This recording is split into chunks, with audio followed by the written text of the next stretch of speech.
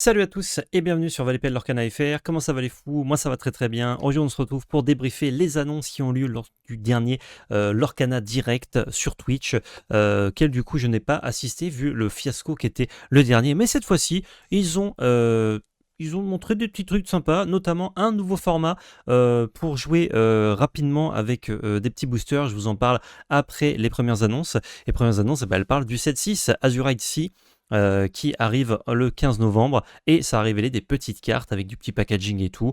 Je vais vous montrer tout ça, vous donner un peu mon avis sur les premiers reveals et vous parler ensuite du format. Mais avant ça, on met le pouce bleu, anticipation de confiance, on s'abonne si c'est pas déjà fait et on met un petit commentaire pour me dire ce que vous pensez de ces infos.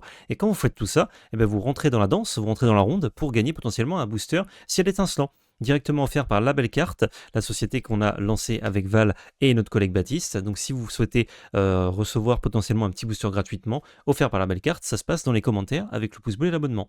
Voilà, ça fait plaisir. Si vous voulez aussi soutenir notre projet La Belle Carte, vous pouvez aller sur le site labellecarte.fr ou sur Voct avec le code La Belle Carte. Ça vous donne 10 € de réduction offert sur Voct quand vous l'utilisez, quand vous créez votre compte. Et c'est très pratique, notamment quand vous faites du petit box break ou de la carte unité sur Lorcana ou autre TCG qui vous intéresserait. N'hésitez pas. On remercie également le sponsor Ultimate Guard, il y en a affilié dans la description. On clique sur le lien, on est sur leur site, on fait ses petits achats, ça nous soutient, ça les soutient, ça vous régale. Merci à tous. Ce set, du coup, 6 Azurite Sea, la mer azuréenne peut-être en français, on n'a pas encore la traduction. En tout cas, je ne l'ai pas trouvé au moment où je tourne cette vidéo. Peut-être qu'elle est arrivée entre-temps. Et du coup, comme elle avait été un petit peu teasée, je vous avais fait une vidéo il y a quelques temps, et tourné autour de la mer et des pirates un petit peu. Alors là, Jim Hawkins, on le voit avec le petit trailer, il est régalé. Je vous passe pas le trailer, je vous laisse aller le voir sur YouTube si ça vous intéresse. C'est rigolo, c'est bien fait, on aime bien.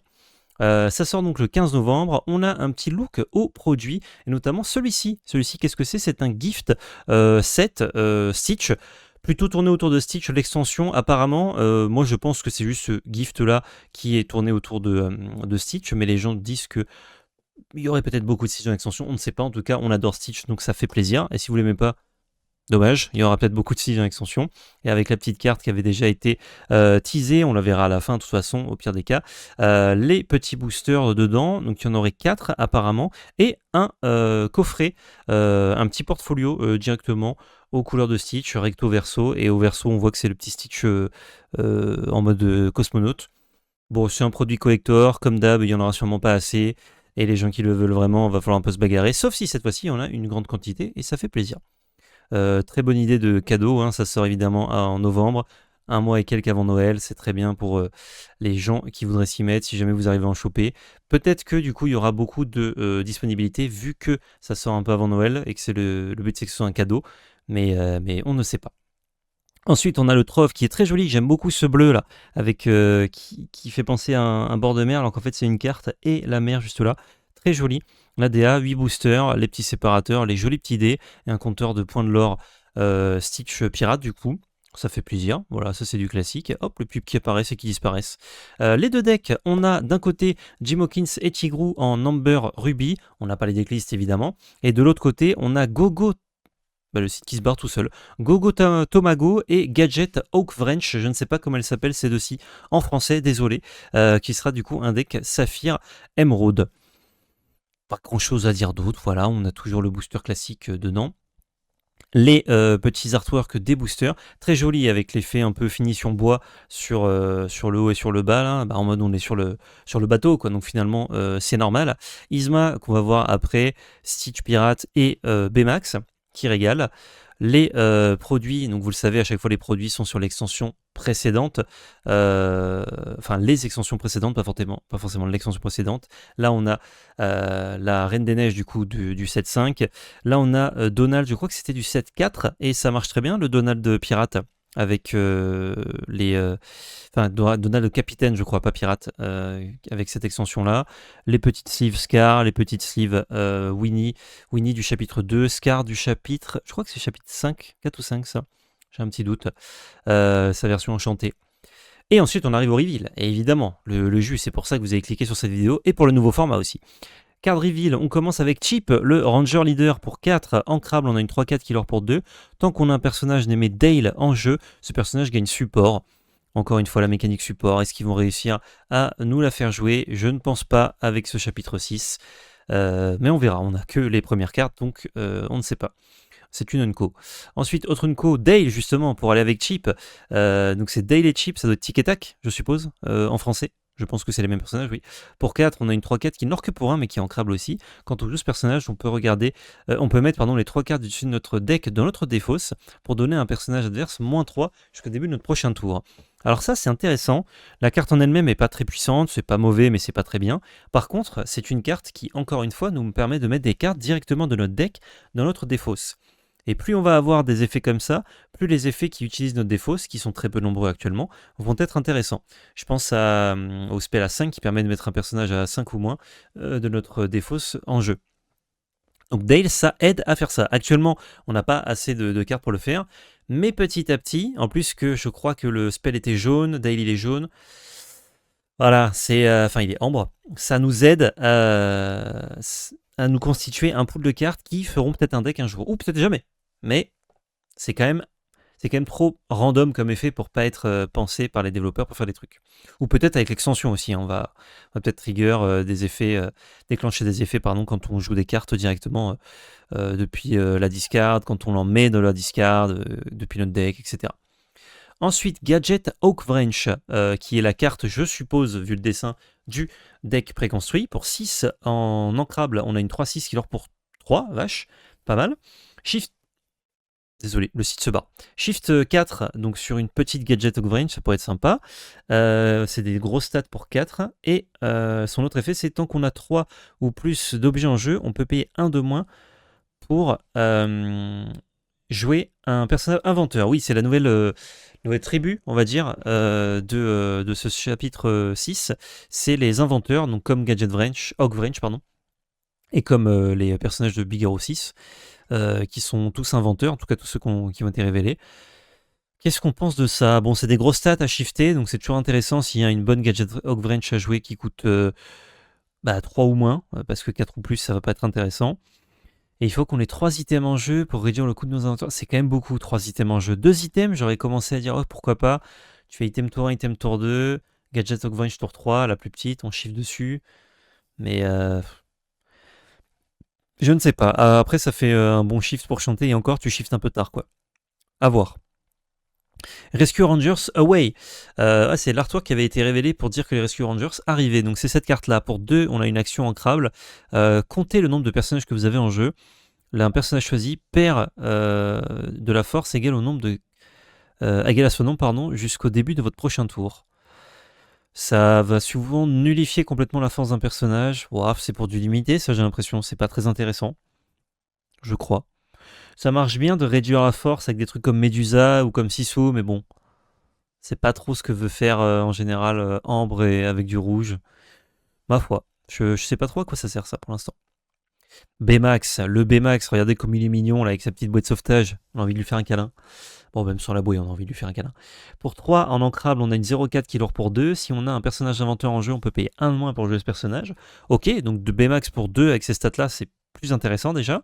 Et il a une capacité activée pour 2, on paye 2 encres du coup. On peut remove un dommage d'un autre personnage. Ah, il se soigne pas tout seul, Baymax, dommage. Je trouve que lui mettre 1 de force, c'était pas déconné. Très honnêtement. C'est une rare, c'est intéressant s'il y a des inventeurs, beaucoup d'inventeurs qu'on aurait envie de jouer à 1, pour que du coup on puisse jouer ce Baymax à 2.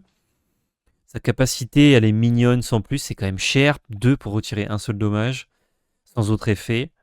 Le bleu aime bien retirer les dommages pour faire des effets avec le jaune, enfin saphir avec ambre. Donc peut-être que c'est une carte supplémentaire, mais ça demande à la fois de jouer remove des dommages et à la fois de jouer des inventeurs pour jouer ce robot. Pas sûr de ce Baymax, pas sûr de ce qu'on va en faire. Ah oui, les cartes sont très grandes, pardon, vous voyez pas forcément la rareté. Baymax, en armure très stylée, on a pour 5 notre première légendaire du set, 2-6, qui est l'or pour 2, qui est ancrable. C'est décent. Quand on joue ce personnage et quand il quête, on peut retirer jusqu'à 2 dommages d'un autre personnage que l'on contrôle. Et encore une fois, ça se barre. Pour gagner 1 de l'or pour chaque 1 de dommages retirés de cette façon. Donc on peut gagner 2 de l'or tout de suite, puis 4 de l'or le tour suivant si on a des personnages blessés. Mais vous savez que dans l'Orcana, on n'a pas trop de personnages blessés, ils sont vivants ou morts. C'est rare les persos blessés, sauf quand tu prends des value trade, mais l'adversaire généralement finit le boulot. c'est pas mauvais, ça fait l'orée à distance tout en soignant. C'est que vos personnages malheureusement, parce que ça aurait été bien de pouvoir soigner les personnages adverses pour tout de même gagner votre lore. Vous n'allez pas le faire beaucoup de fois, mais au moins vous auriez eu l'option. Là vous n'avez pas l'option. Parce que quand vous êtes à 18 de lore, vous pouvez très bien, ou à 17 ou 16, hein, vous pouvez très bien soigner un personnage adverse pour gagner 2 de lore, vous vous en foutez. Là il faut un personnage blessé. On voit n'empêche que le bleu et le saphir et l'ambre ont beaucoup de personnages avec beaucoup d'endurance. Donc c'est assez facile d'avoir un personnage blessé qui survit. Et notamment à cause de réponse, l'adversaire n'a pas trop envie de vous blesser au personnage, donc il vous les laisse tranquilles. S'il peut pas les gérer d'un coup. Je ne sais pas. Je ne sais pas. En fait, ce qui est bizarre, c'est qu'il y a beaucoup de trucs qui veulent soigner, mais il n'y a pas beaucoup de trucs qui se blessent tout seuls. Donc, ou alors d'opportunités de blesser votre personnage sans qu'il décède en défi. J'aime bien le design de Baymax, mais je suis pas sûr de ce qu'on va en faire, malheureusement. Hiro Hamada pour 3, on a une Unco, hop là, une peu commune. 0,3 pour 3, ils aiment pas mettre de la force à leur personnage. Il or pour 1 et on peut l'engager, payer 2 pour aller chercher dans notre deck un objet ou une carte de robot et la révéler, la mettre au-dessus de notre deck. Ça va chercher n'importe quel objet ou une carte de robot. Évidemment, les deux Baymax qu'on vient de voir sont des robots.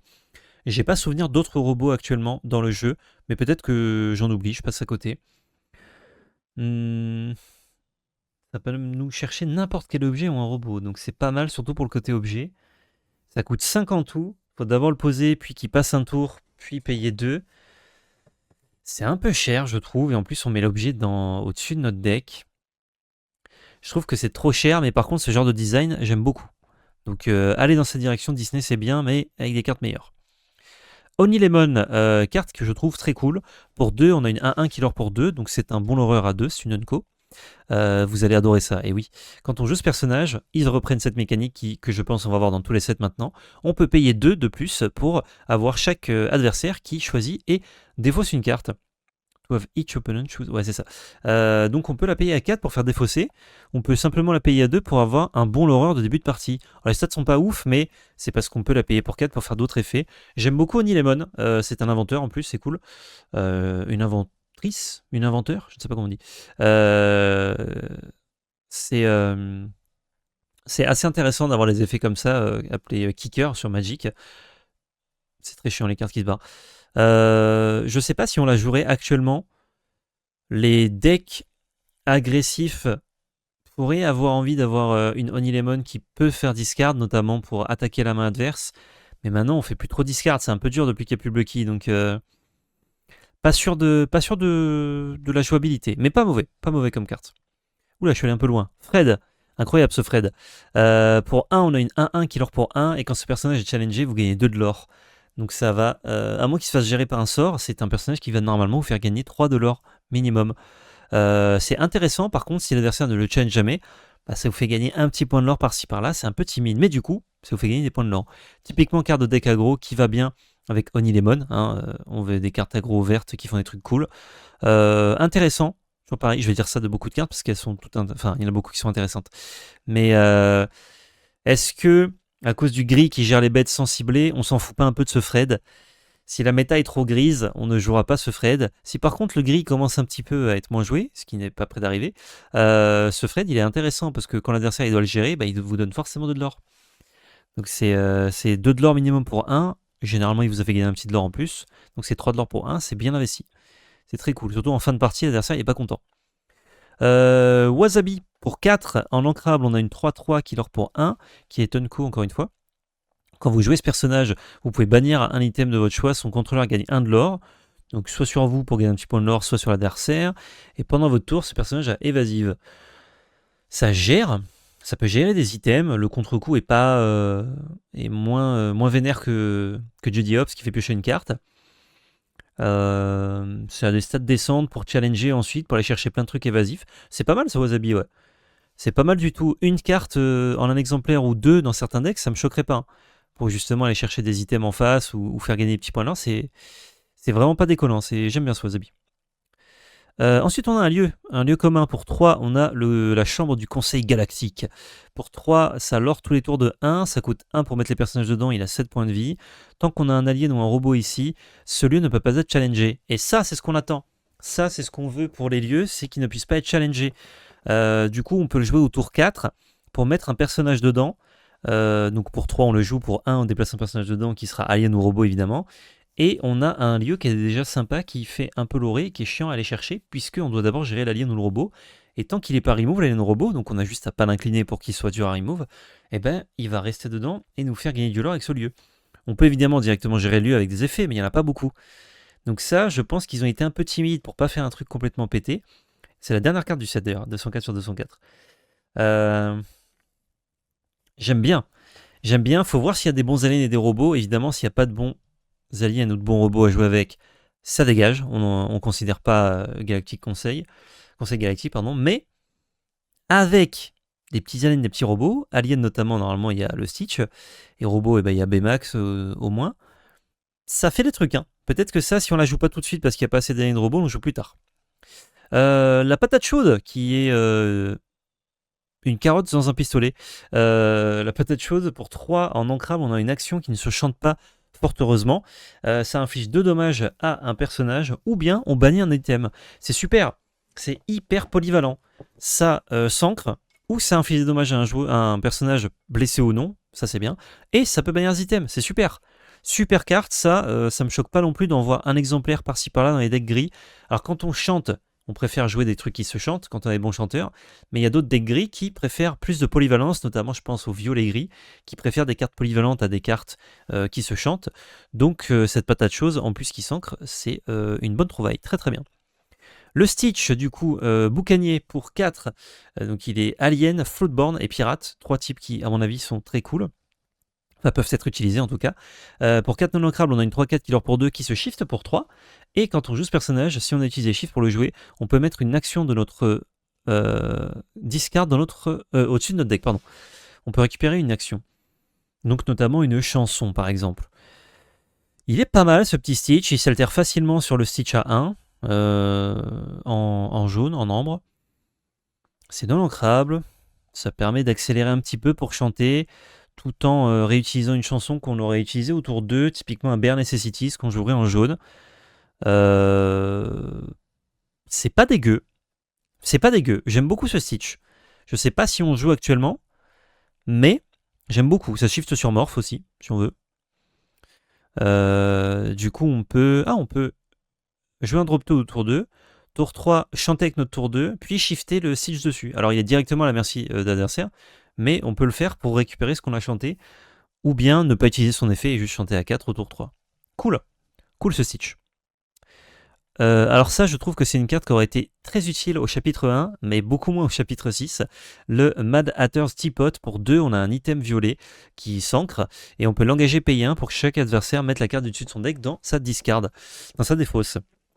Ça nous permet de gagner potentiellement à la meule, mais est-ce qu'on s'en fout pas un peu de gagner à la meule maintenant ? Je crois que oui.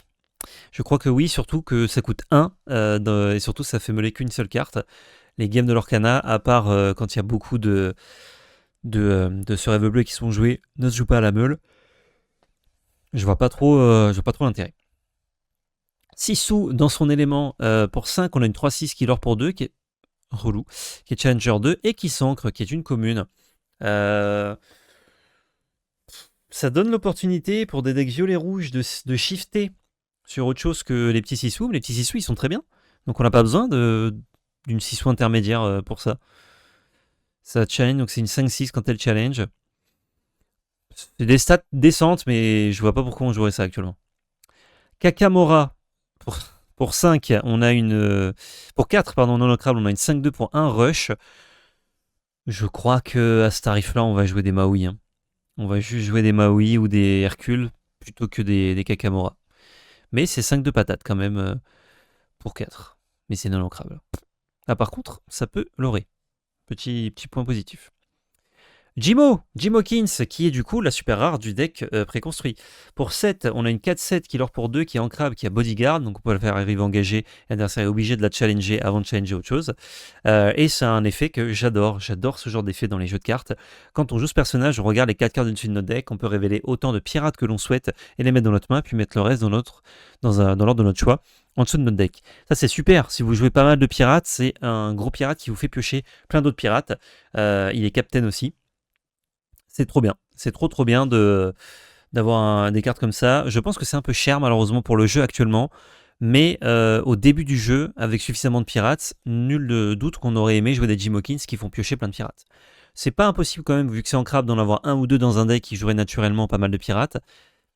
Je pense qu'on n'a pas assez de pirates actuellement pour faire des trucs cool, mais sait-on jamais.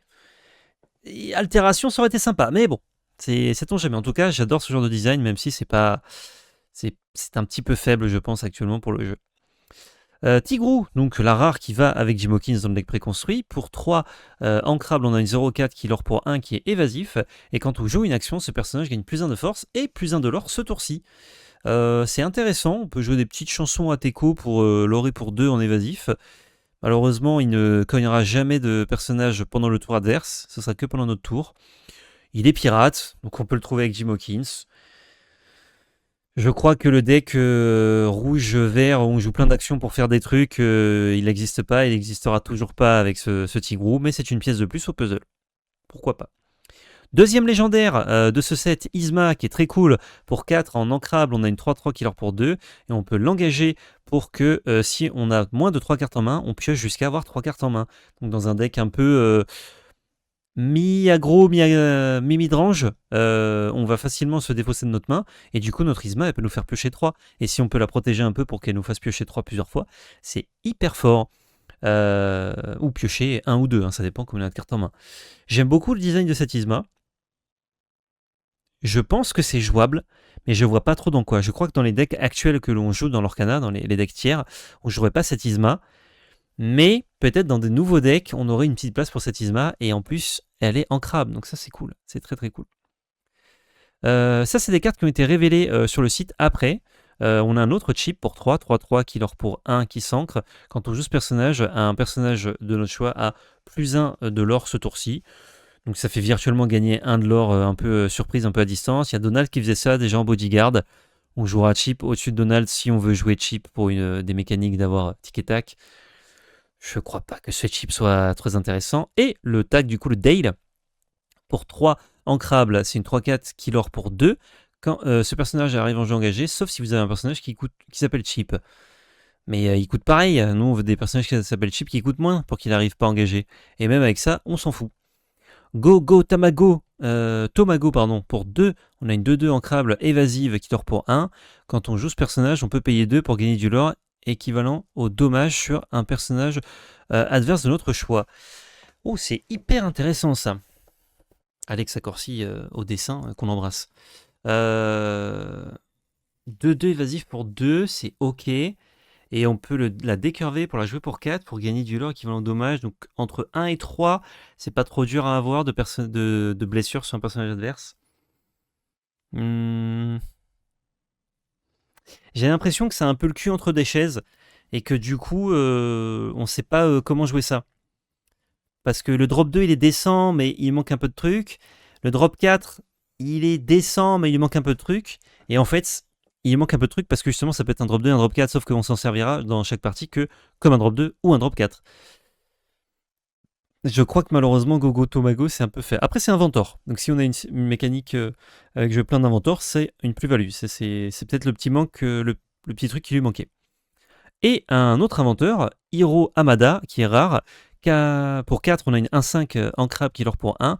Vos autres inventeurs ont résiste 1. Ok, dommage que ce soit les autres. Il pourrait avoir résiste 1 lui aussi. Et pour 2, on regarde la carte dessus de notre deck. On peut la laisser au-dessus ou la mettre en dessous. Ok. À quoi ça sert ça? À part des trucs qui vous disent nommez la carte du dessus, faites ci, faites ça. Et en même temps, en fait c'est bizarre, ça fait plusieurs fois qu'on voit le design là aujourd'hui. On a un design, c'est avec les inventeurs par exemple, et un autre design c'est avec autre chose. Pourquoi?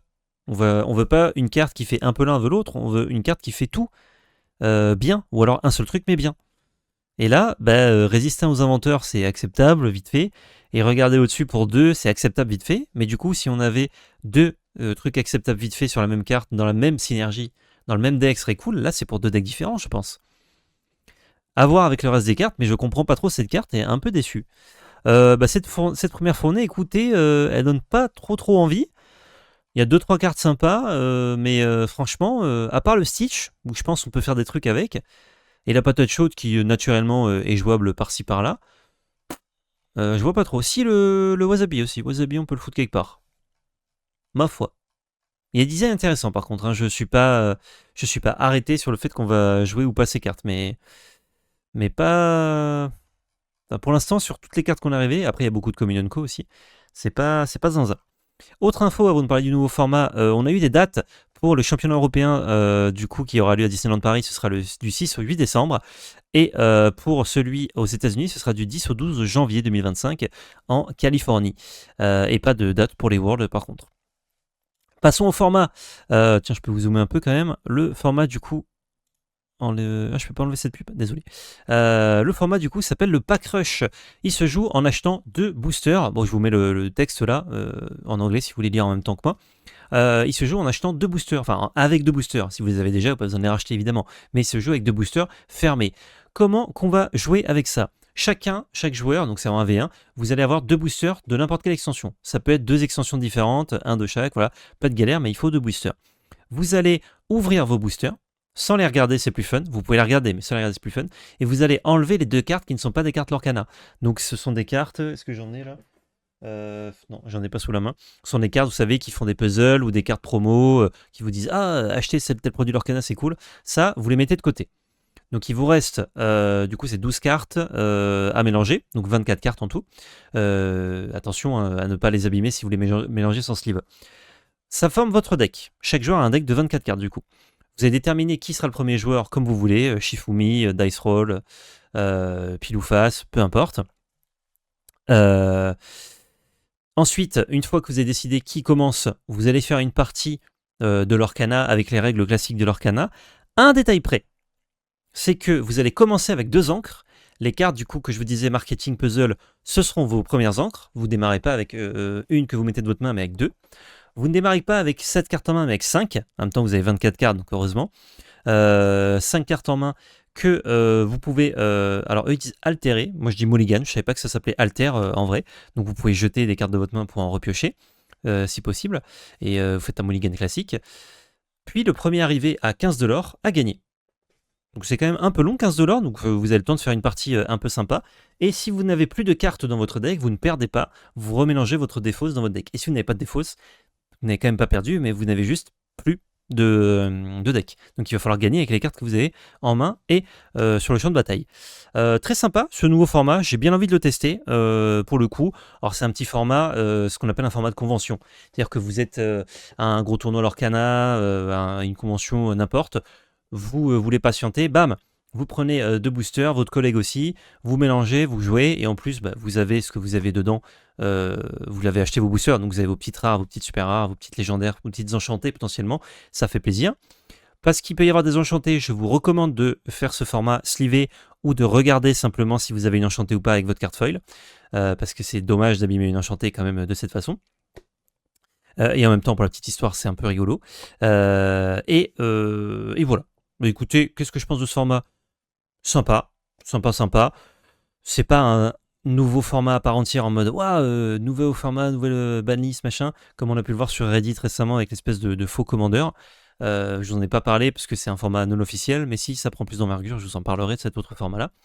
Et le fait de commencer tout de suite avec 2 angles, hop là, une pub pour des douches. Directement avec 2 angles, ça fait qu'on joue tout de suite une vraie game. Donc ça va quand même assez vite à mon avis. Et en plus on peut mélanger plein d'extensions. Voilà, écoutez, si jamais vous testez ce format parce que vous n'avez pas besoin d'attendre la nouvelle extension pour le faire, dites-moi le en commentaire, dites-moi ce que ça a donné. J'espère le tester à l'occasion. La prochaine fois que j'ai 2 boosters dans les mains avec un collègue, on testera avec grand plaisir évidemment. Je vous laisse là. J'espère que ces news et que ces petits spoilers vous ont régalé. A bientôt pour de nouvelles vidéos, donc abonnez-vous pour être averti évidemment quand de nouvelles vidéos sortent. Et surtout n'oubliez pas, c'était de la belle magie.